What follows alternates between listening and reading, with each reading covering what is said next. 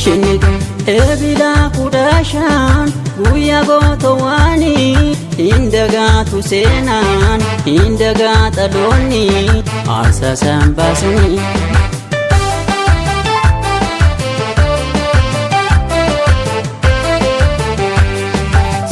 Akkam jirtu hordoftoota koo hordoftoota keessanii bakka jirtan hundumaa nagaan Rabbii sinaa ga'u sinaa dhaqqabduun jedha. Har'a egaa wanti ani isiniif qabadhee dhufe seenaa xiqqoo gola seenaarraa isiniif cobsuufani. Nuti dhaloonni har'aa salphaatti isin geenye baroota hedduuf abbootiin keenya diinaan kokkee wal qabaa takka kuffisaa takka muufaa jaarraa hedduu lakkoofsuun dhiigni abboota keenyaa dhangala'e. Unitti lubbuu horeet gantuu nyaatee diinas dhudha'e lafeen isaanii caccabe lolaa yookiis galaana diinaan nyaatamuu jalaan maks har'a lubbuun jiraannee as keenyerra nutis baagotota kaleeti jechuudha. Jalqaba waraanni diinaa Oromoota kaawaa biyyattii irratti argaman kanneen akka Walloo, Oromoota Raayyaa, Oromoota Azeeboo, Oromoota Qobboo fi Goojjam Matakkal irraa ka'uun xiqqoo osoo hin turiin gara Oromoota Maccaaf Tuulamaatti ce'ee itti fufuunis Oromoota Sikkoof Mandootti qaaree yeroo itti hin fudhanne gara Itoof Umbaannaattis godaane. Egaa bishaan mataa ka'e miila nanqatu akkuma jedhan sana ilmaan Oromoo hunduu dabaree isaa eeggatee tokko lama jedhee roorroo diinaaf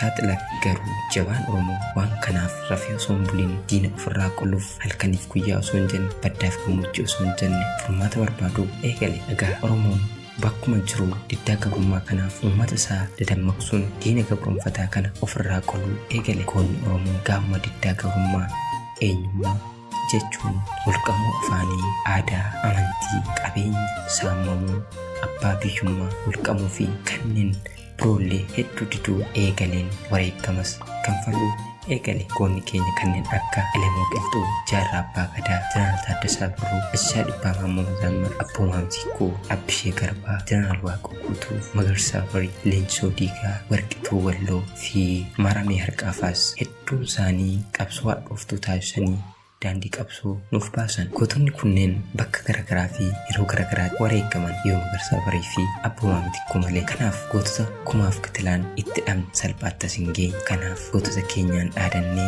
diinaaf galtuun garaa kun keessattuu dubbiin eebila 15 bara 1980 Oromoon shiftaa Sumaaleen gammoojjii Shinnigaatti wareegame dungoo bilisummaa nuu qabsiisanii darban yoomuu kan hin dagatamne. Isaanis goototaa fi hooggantoota adda bilisummaa Oromoo olaanoo kanneen akka Magarsaa Barii, Gadaa Gammadaa, Muhee Abdoo, Abboo Maamsiikoo, Higgasuu Bantii, Falmataa yookiin Abbaa Caccabsaa, Faafamdooyyuu, Raanaa Qacalee, Marii Galaan, Dhaddachoo Boruu fi Dhaddachoo Mul'ataa fa'aa gaafa shiftaa Sumaaleen qabaman warreen musliima taatan kiristaanarraa adda ba'aa sin ajjeefnuu gaafa jedhaniin lakki hin baanu nuti Oromoo taanee akkamii Sumaalee taanee gal hin feenu walumaan nu fixaa jechuun dhaadatanii boolla tokkotti nammanii wareegama hamtuu sana kaffalan. Egaa Oromoon hedduun guyyaa sana qaroo ija isaa itti dhabeera. Qabsoon Oromoon qabsiises dungoon bilisummaa isaan qabsiisanis hin dhaabne isaan yoo wareegaman iyyuu. Egaa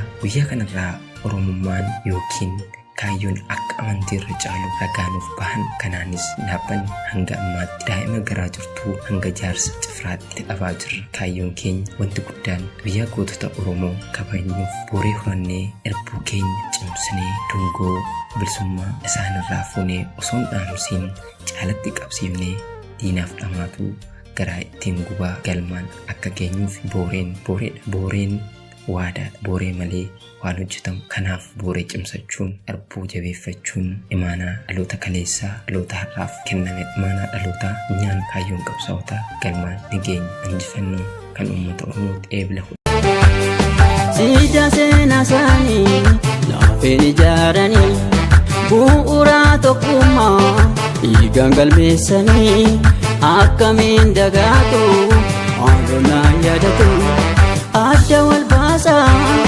gargar hiriiraa kamtu islaama kam kiristaana kamta bittinsuuf jedhe itti dhaadannaan diinni nu taddambaanu duunu jiraannu amantiin booda dhiigaan tokko nuyi jechuun falmaanii waliin kufaani.